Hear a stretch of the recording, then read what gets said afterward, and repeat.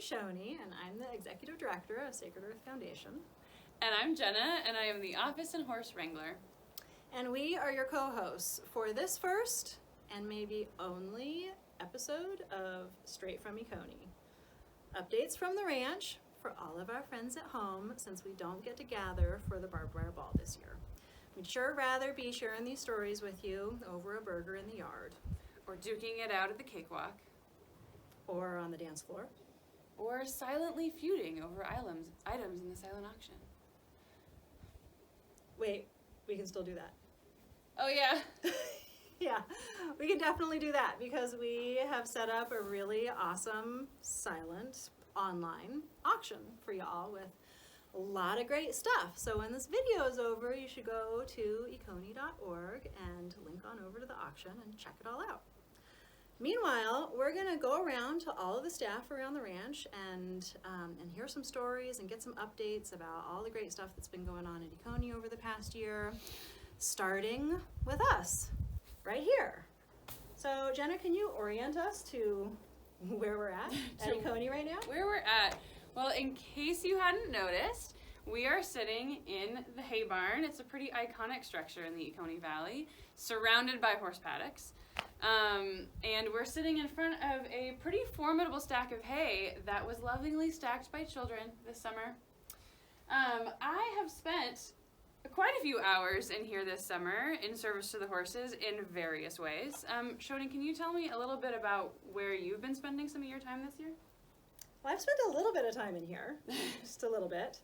But also I've been spending a lot of time in the office. I am in charge of the fundraising, and as you and everybody else has heard, we've been doing a lot of fundraising lately for the Saddle Up Capital campaign, which we are getting on close to the end of.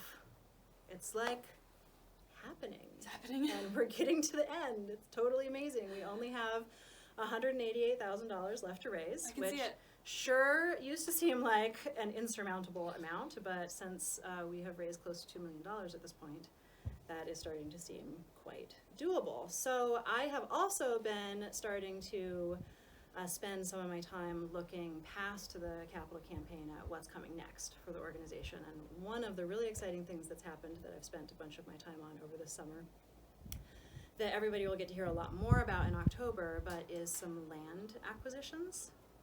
It's been quite a few years since we brought land into Sacred Earth Foundation. Tell me more. There are two properties at opposite sides of the ranch. One is kind of way over there by the cemetery, and one is way over there by Rainbow Springs. And it looks like, if everything goes really well, both of those properties will be part of Sacred Earth Foundation, permanently protected by the end of the year. Whoa! So, how do you feel about taking some trail rides to some really beautiful, kind of far away places? I am totally down as long as you're leading the way, because I don't know where I'm going yet. I'm game for that. Sweet! Uh-huh. Trail rides? Trail rides, you're right. So, trail rides are fun. We've also, funny you should mention trail rides, we've been branching out in our horse programming this year and experimenting with different ways to be around and with the horses. Yeah. And holy guacamole, has it been so much fun. We ran, well, you and I both ran two horse-focused stewardship camps in which we spent an entire week with teenagers being in service to the horses. Like from the ground. Like from the ground, Mm-hmm. almost exclusively. It was really fun. It was so much fun. And we've done some similar things with family camps and even the youth volunteers and just playing with other ways to be with horses, and it's been amazing. I didn't really know until this summer how much fun it was going to be to not ride horses with kids. But it was really fun. It is really fun. And it was really fun to be able to do a lot of that scheming and manifestation with you. Yeah. And we're really looking forward to riding horses more again in the future too. So yeah. Riding horse camps are going to be back. Because we're really excited to get past the capital campaign and into greater capacity, and also past this little pandemic that's been happening and into some more robust programming in the future. So once the capital campaign is behind us, it's going to open up a lot of capacity to do these really big, awesome, creative land projects that we've been working on, and do more robust stewardship of the land that we take care of, and to really place more of our focus and our emphasis on increasing accessibility and inclusiveness at all of Econe's programs, and working with more diverse participants and making this incredible space accessible and available to so many different kinds of people who will benefit from spending some time on this beautiful land. So I'm really excited about all the projects that are coming up in the future and increasing the capacity of the organization to do the work that we're building these buildings for. So that's really exciting for me. Jenna, do you have projects coming up that you're really excited about? I do. I have one in particular that is just so cool. A couple years ago, as you know, we purchased Egret, who was a horse that came to us with some experience driving carts, and with the goal of turning her into a horse that can work with programs and also pull carts for burials. And this spring, for the first time since she came to us, we drove her behind a small training cart. And we were very nervous about it. She looked at us and was like, "What took you so long?" Like, she totally knew what she was doing. She totally knew what she was doing. It was amazing. And so I'm really looking forward to practicing more of that with her. And we're getting closer to being able to purchase a cart, like a hearse cart, to use for burials. We're hoping to do that by the end of this year, if all timelines align. We have some practicing to do. Yep, some more practice and some looking forward to getting the cart on site so that we can practice with that and then move towards doing horse-drawn burials that I'm really excited for. Yeah. Totally new and different and fun. Enough of that silly talk. Some serious question for you, Shoni. Getting very serious. Very serious. Yes. If you could embody any season at Ekone Ranch, what season would that be? Oh, Jenna, I love this question because I really love seasons. Just the fact of them, that they change all the time, is so wonderful. Inevitable. But my job, I feel like my job maybe reflects the tail end of winter, when there's still a lot of stuff happening, underground and behind the scenes. The stuff you don't really see sometimes is happening, but you're also getting a little bit of spring in the air, and you can see some of the first buds are starting to open, and it's getting really exciting. So that's what my job feels like right now. Oh, I love that. Yeah. Jenna, here's Shoni? your very serious question. Okay. If you were any horse in the Ekone herd, which horse would it be and why? This is a funny question, Shoni, because the answer is Grace. Aww. Grace is Shoni's horse, for those of you who don't know. This question has come up in my experience living at Ekone and has been discussed a few times, and the consensus is always Grace. She is very friendly and personable. She can be a little sassy sometimes, and she can be a little dramatic sometimes, but she's pretty reliable, despite all those things. Got a heart of gold. Heart of gold, and she is ever loyal, and she really loves deworming paste. I don't know that I love deworming paste, but I think of that image whenever I think of her. You have an embrace of the weirdness, though. Yes, yes I do. We share that. We share that, Grace well, and I. No wonder I get along with both of you so well. That's Yeah. great. Jenna, what's one thing that you're grateful for? Oh man, I am ever grateful for the horses and the ways in which that they show up continually and the magic that they both create and inspire. Shoni, what are you grateful for? Well, one thing, I would have to say that I'm so grateful for this land, this beautiful, special, sacred land that nourishes and supports and teaches so many people with so much generosity and nuance and magic along the way. So, thank you. Now we're going to head out around the rest of the ranch and hear what the rest of the staff have to say. So, come along for the ride.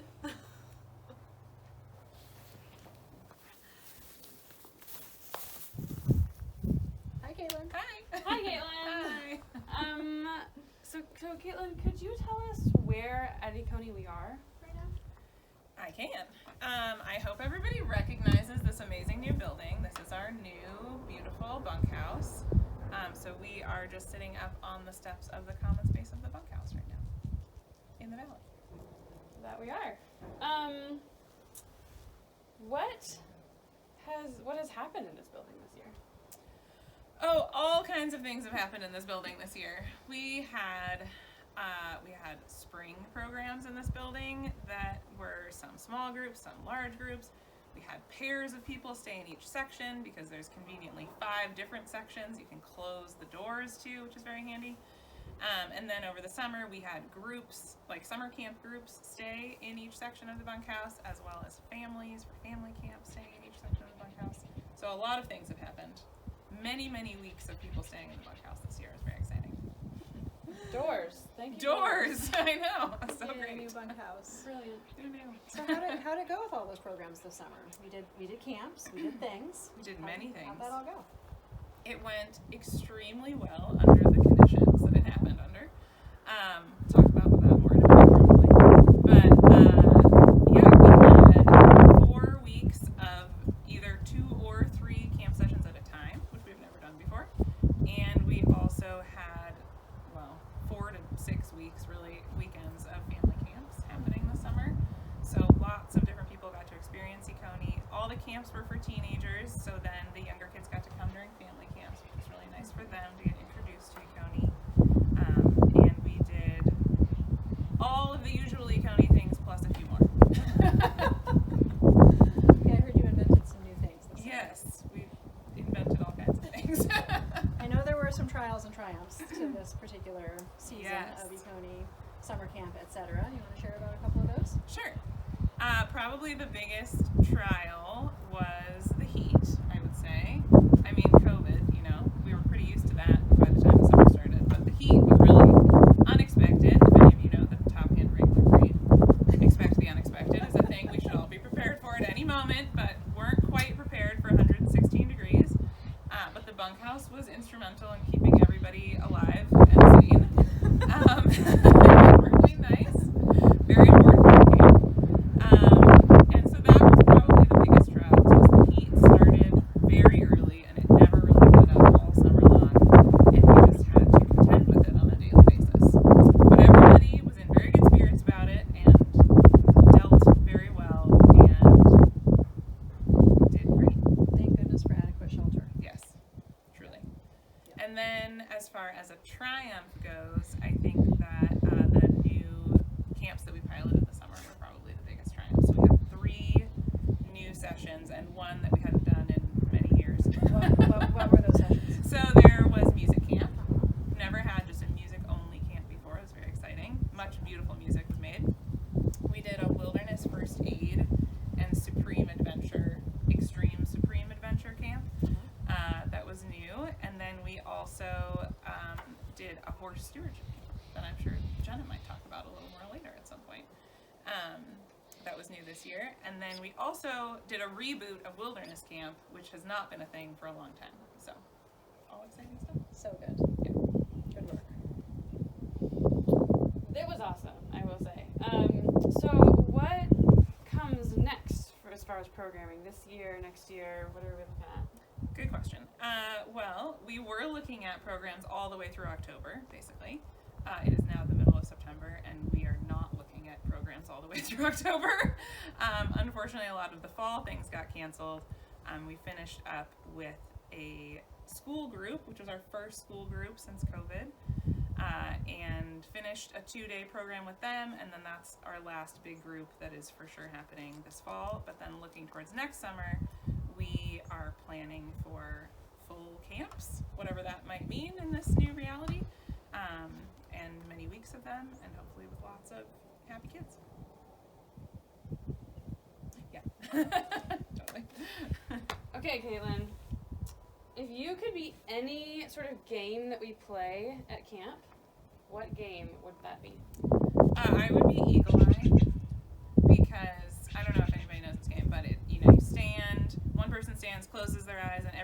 hiding in the woods, and then they have to sneak in and try to sneak up on the person. And I would be that game because, first of all, I have eyes in the back of my head, which is a requirement of the game. And second of all, people do tend to sneak up on me and ask me a lot of questions. So I would be Eagle Eye. That's great. That's awesome. Caitlin, what's one thing you're grateful for? I am extremely grateful right now for all of our summer camp staff. They really just knocked it out of the park this year. Could not have survived the summer without them. So grateful. Yeah, and we and all of them and all of the kids and all of the families are so grateful for you and Thanks. your leadership here. Thank you. Thanks. Here we are on a beautiful day. And where are we? Jody, will you introduce this spot on the land that we're at? One of I think all of our favorite places. We're at the edge of Rock Creek Canyon, and Rock Creek feeds from the Sadis Mountains down to the mouth of the Columbia River, just beyond us. And it's pretty special land in a number of ways. It was the place of the Kamiltpa band, Rock Creek band. They're part of Yakima Nation, and their longhouse is just towards the mouth of Rock Creek, and it's a fairly intact steelhead creek, and as summer campers know, home to the mermaid pools, and just off of Rock Creek up this way is the White Eagle Memorial Preserve, and 20 acres of conservation burial ground that I get the honor of stewarding. And what's been happening in the cemetery this year? A lot of really beautiful burials. It's been kind of a busy year. We call burials that people have not planned with us ahead of time at need burials, and we've seen a number of really beautiful examples of families coming together, and in some cases helping to prepare the grave place as well as helping to close. And one burial this summer, the family brought bushels of flowers from their mom's garden and planted them upright all around the grave mound. It was just an incredible garden. So we've been busy and just blessed by all of the interactions we get with these families who are coming out to lay loved ones to rest. Lovely. Yeah. I had not heard that story of the flowers. Oh, That is so lovely. good. So good. The whole family, they were just like, come on, we're going to do this. We're going to make beauty. And I love that. Jody, will you tell us a little bit more about any projects you're working on?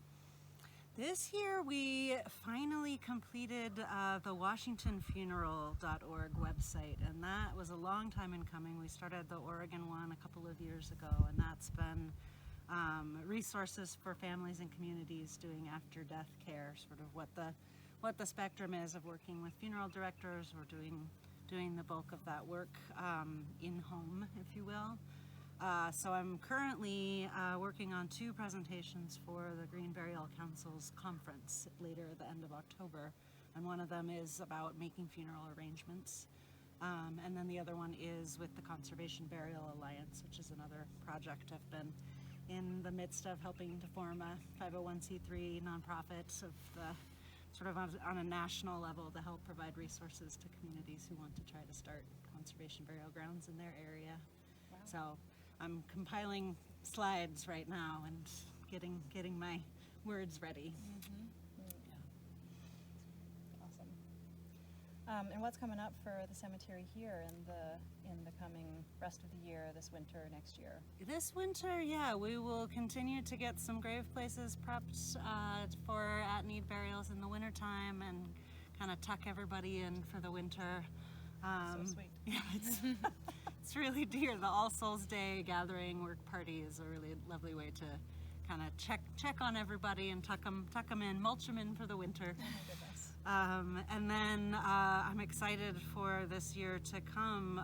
Jenna's been doing a lot of work with Egret to see about whether she's well suited to help support burials and to be a burial drawn cart horse. And so far she's just been such a beautiful presence at the burials that she's attended. So that's been a project that's been in the works and in the heart for a while, and It's so exciting to see that one getting some traction. I know. It's going to be a wonderful offering. Yeah, very much. Okay, Jody, I have one last special question for you. I love your special questions, Thank Jenna. you.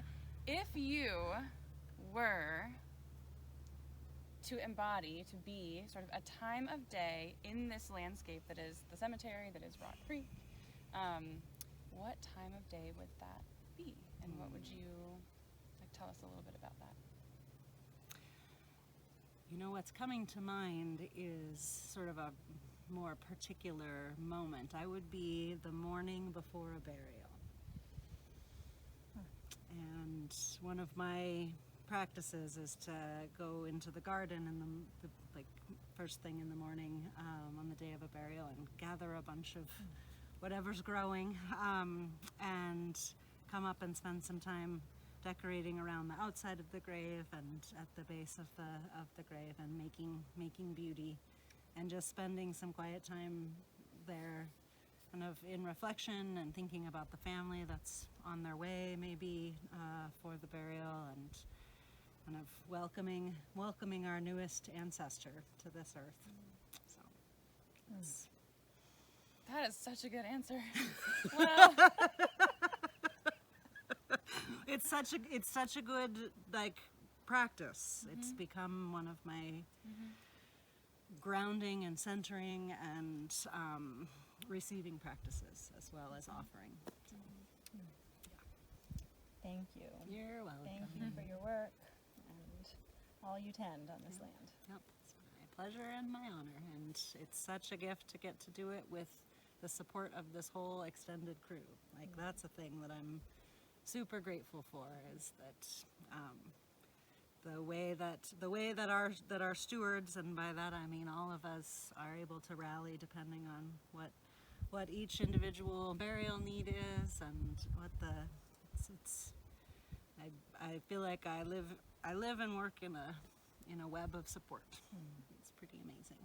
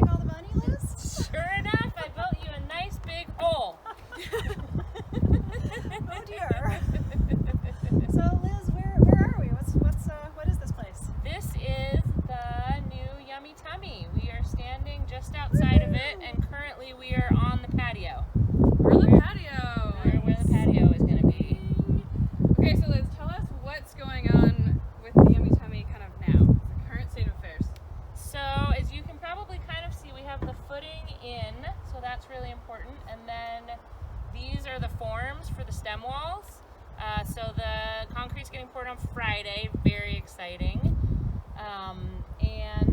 So yeah, you can see we had to dig out quite a bit and then get all these forms up. So Liz, I know that it's been kind of a strange time to have a construction project going.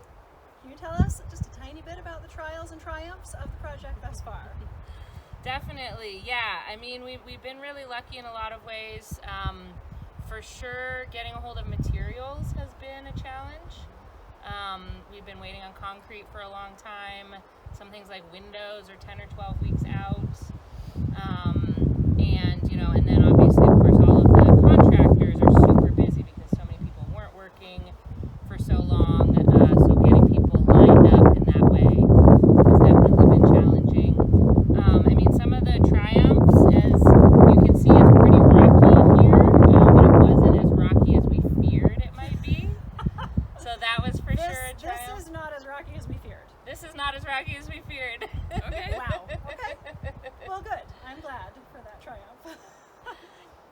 So what's next? What's coming up? What's the timeline looking like? So yeah, we'll get the stem walls poured, and then next steps are we got to put some fill on the inside. We lay a bunch of plumbing underneath that before we can pour the floor. So we're hoping to be able to pour the floor in about 2 weeks if everything works out all right. And then after that, the framers come in, which is the visually much more exciting part. It starts of going things. up. Yeah. Don't they get to raise the roof? Raise the roof. Yeah, so once the framers come in, everything seems like it starts happening really, really fast. For as slow as some parts of this aspect of the project, the walls go up, the trusses go up, all the sheathing goes on the outside, the roof goes on, and then the windows go in, the doors go in, and then at that point we've got the shell of the building. It's weatherproofed, and then we can start really tricking it out on the inside. Cool. Yeah. So the big question right now is it going to be ready for summer camp in 2022? Everybody help us to make that happen by crossing your fingers and toes. At this point, yeah, if everything goes really well, we're on track for that. Yeah. Obviously, we've already had some setbacks, and the way that everything is going, it's not for sure, but that's what we're really working hard for. Yeah. Sounds great. We want to get some summer campers in there. It's about time. Okay, my turn. So Liz, if your Yummy Tummy 2 experience thus far was any meal you can imagine, what would that meal be? I think it would be one of those really complicated French meals where you have to have like 12 things ready in advance. So you're reading the cookbook and it's like, oh, and by the way, you need to have already come feed the duck. But it's really delicious. Well, and who knows how to come feed a duck anyways. That's crazy. So yeah, it's really, but something really delicious, kind of complicated, but it all comes together in the end. But totally worth it. Yeah. Good answer. I like it. Liz, what's one thing you're grateful for? I am just ever continually so grateful for all of the help and support, financially, physically, emotionally, that we've gotten on this project. Thank you for your leadership and perseverance. And good luck with all the next phases. Thanks. Thanks, guys. Hi, Chris. Hi, Jenna. Hi, Hi, Mama. We have some questions for you. My first question is, Chris, how does your garden grow? Well, look at us. We are in the middle of bounty and expanded bounty because this whole section of garden is new this year. And So your garden is growing? the garden is growing. The garden has grown, and the garden continues to grow, and the garden's growing. In all the ways. In I all love the that. ways, yeah. How many people do you reckon the garden fed this summer? I'm gonna guess we are averaging around 30 people per meal, 3 times a day for 3 months. So do the math. Wow. That's so cool. Kids at home, do the math. Thank you, garden. Any garden trials or triumphs you would like to share from this season?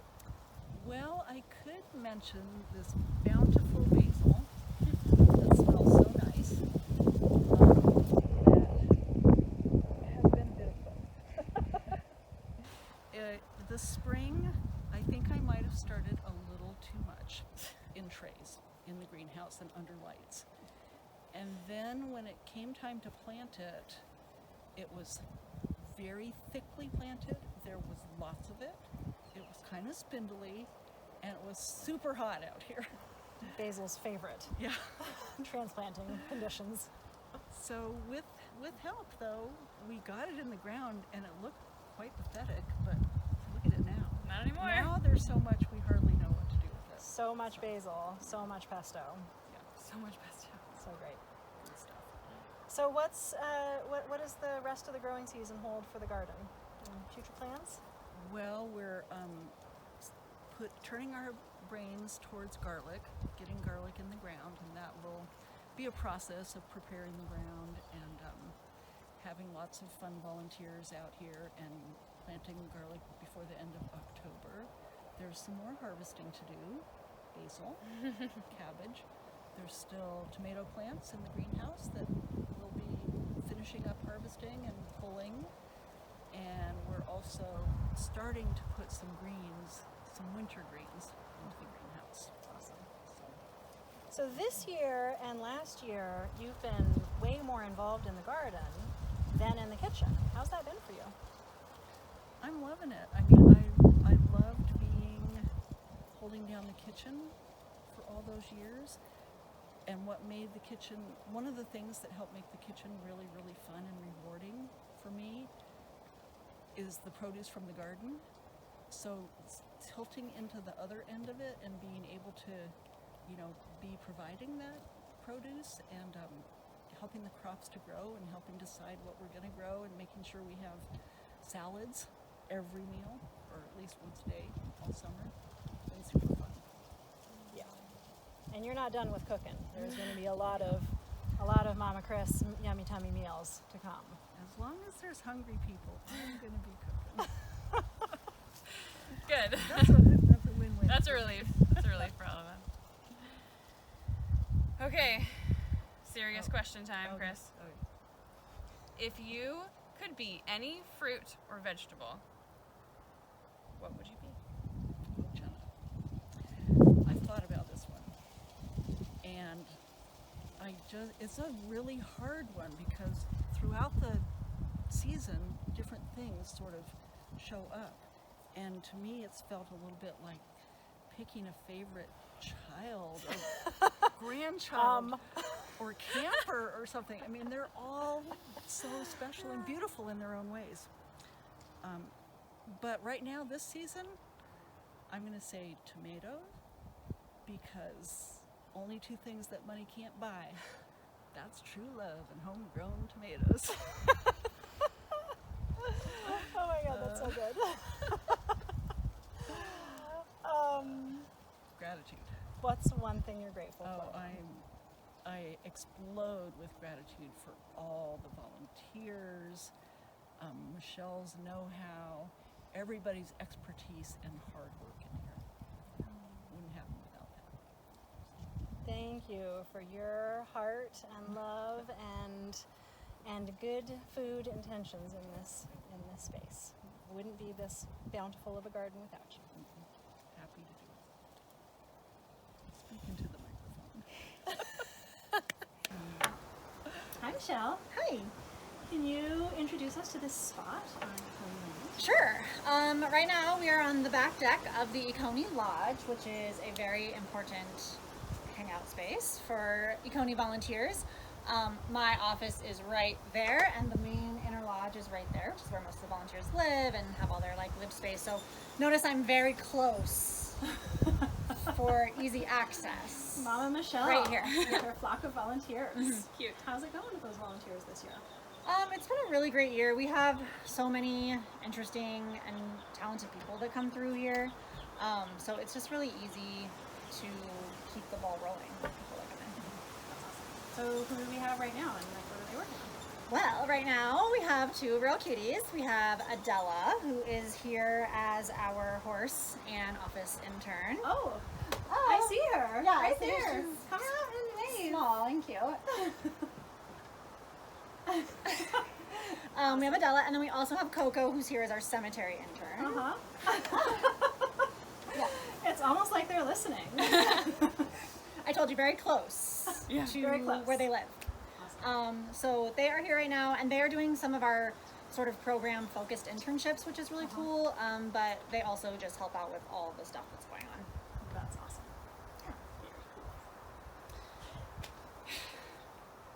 So Michelle, can you tell us a little bit about some triumphs and some maybe trials associated with the volunteers this year? Triumphs and trials. Well, I would say the most challenging part of doing volunteers this year has just been trying to navigate safety amongst COVID while also trying to make sure that we're building community and having nice time together, or all of them, or me and them, and that was a little bit challenging, but we did come up with a lot of strategies for doing that, and Let's see. A triumph would be maybe just some of the like different sort of ways that people have come to volunteer. And I was really thinking about the youth volunteer program that we did over the summer in August. That was really sweet. They got to come in kind of smaller cohorts and really just like work really hard on a lot of cool projects, and that was really fun. How old were those youth? Oh, I think they were between like 14 and 20. Sweet. Yeah, they were nice. Yeah. Nice groups. Very cute. That's very fun. So what's next in Volunteerland for you? Funny you should ask. We're just coming up on one of my favorite programs, the forestry internship. We'll be here. They'll be doing forestry between sort of October and February. So we've got an internship program that we just started last year. Went swimmingly. Gonna try it again. Where we've got a chunk of volunteers, like ideally coming for the first half of the winter, and then a second group that comes for the second half of the winter. So we get like two kind of cohorts. And this year we're also hoping to like expand some of their other opportunities besides just learning the ropes here. We're going to go on some field trips and do some other cool stuff. So that is coming right up. It was really exciting. Field trips. Yeah. Can I come? Yeah. Cool. My favorite question for today is, Michelle, you wear a number of hats. You are the garden coordinator, the conservation coordinator, and the volunteer coordinator.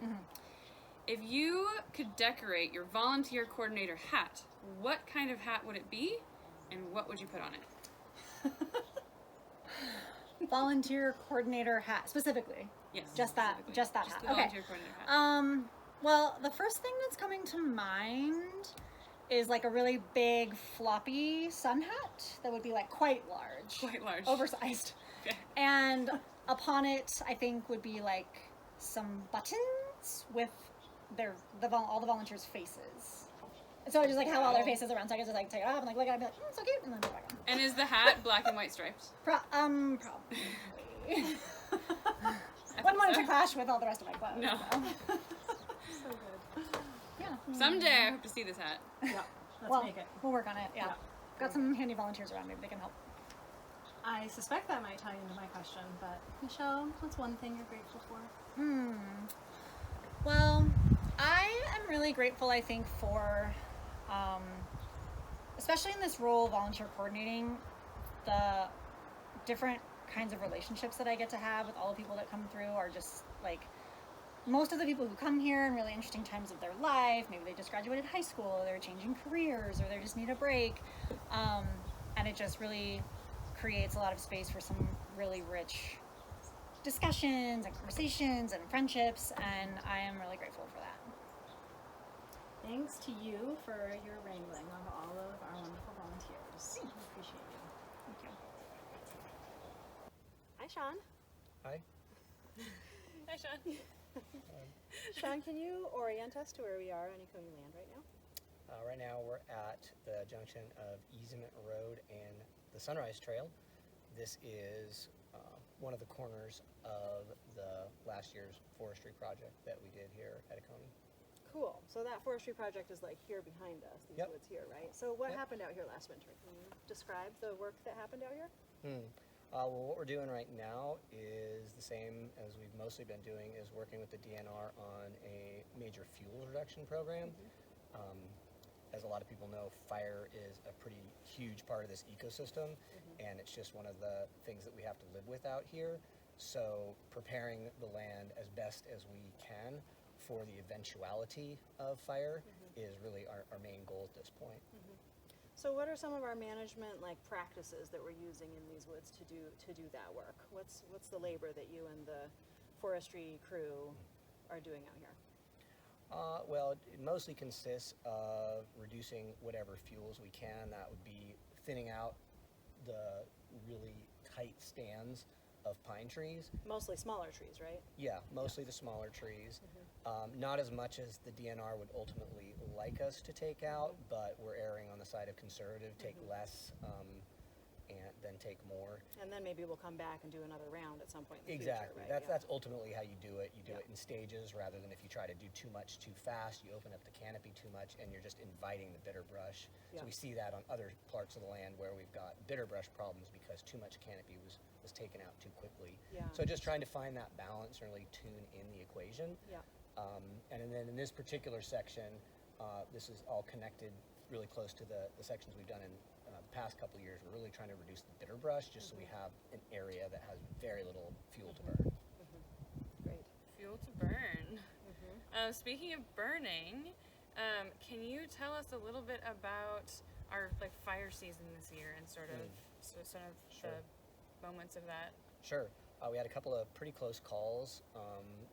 I think maybe 3 times that we were on semi-evacuation status, really monitoring things and paying attention. And one particular event, we had a pretty bad thunderstorm, lightning storm. Luckily, there was a fair amount of moisture associated with it, but there were touchdown strikes in pretty much every direction.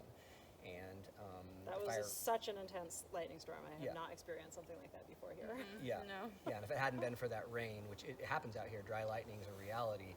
Things would have been a lot worse. Luckily, Yeah. the fires were pretty small, and the fire department, local rural 7, was on everything really quickly.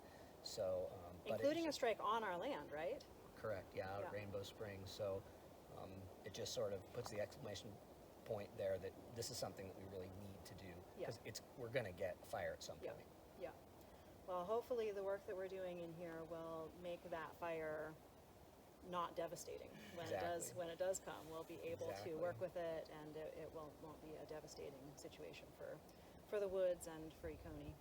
So what's Exactly. coming up this winter? What's ahead? I know we're heading into forestry season Mhm. here. What's coming up? About the same.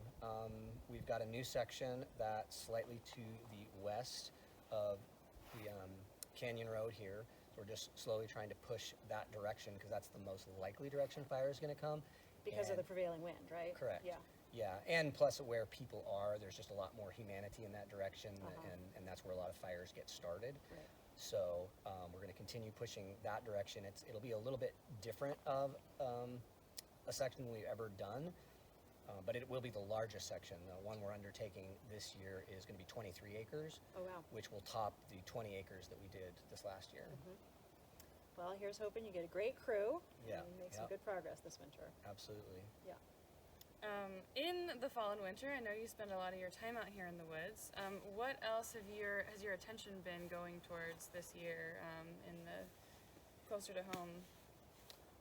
Well, there's quite a few small projects, but really the biggest thing is taking a lot of the trees that we salvaged, the dead trees that we pulled out of this forestry, cut and processing them into lumber for the new kitchen. So we have huge stacks of lumber ready to go. That will, be for all the furniture, all of the finished trim, and probably even some of the structural stuff potentially. Do you have other structural building projects on the horizon? Yeah, some small ones. A horse shelter. We're going to start working on a small housing cabin for staff, and various other outbuildings that we're working on. Sweet. Okay, Sean, serious question time. If you could be any tree on Ekone land, whether it's a species or a specific tree, what tree would you be? Well, I have a particular affection right now for a tree that's just a little bit past us here.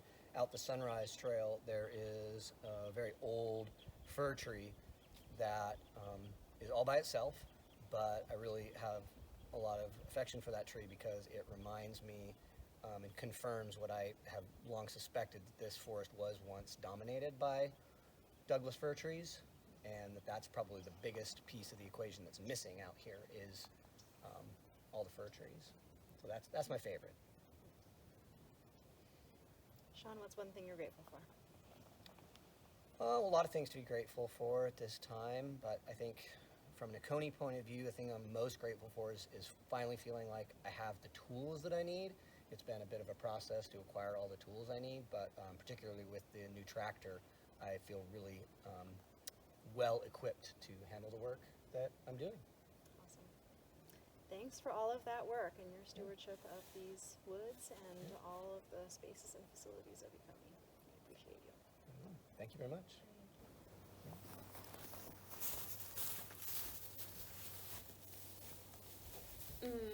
Thank you all so much for coming on that walkabout with us.